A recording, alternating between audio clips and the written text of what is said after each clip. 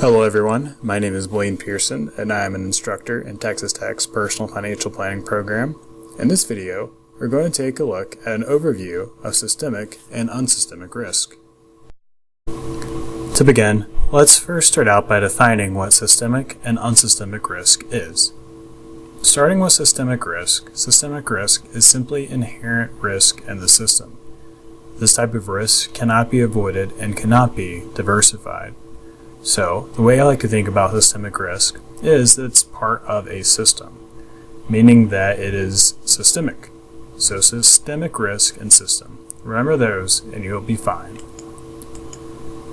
And some examples of systemic risk include inflation, interest rates, price risk, reinvestment rate risk, political risk, economic risk, and social risk. Again, all of these concepts can affect the entire system.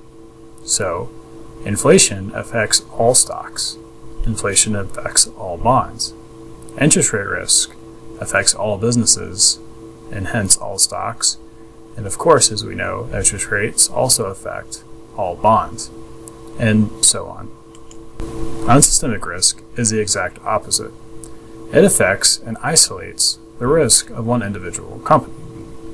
So, non-systemic risk is specific to the firm, and it can be diversified and therefore is not rewarded. AKA, non-systemic risk can be thought of as business risk or idiosyncratic risk. Here are some examples of unsystemic risk: credit risk, management, social, technology, competition, etc. So, for example, technology could be a big risk. A company could be outpaced with technology. There could be a hack into the company's technology.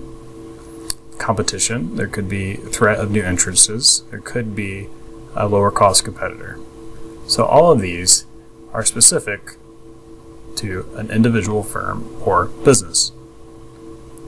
Total risk is simply the summation of systemic and non-systemic risk. So, to memorize these a little easier, let's review what systemic risk are again.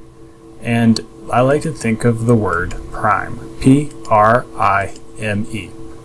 Although this is not an exhaustive list, the systemic risks listed below are the ones you're most likely to see: purchasing power risk, reinvestment rate risk, interest rate risk, market risk, and exchange rate risk.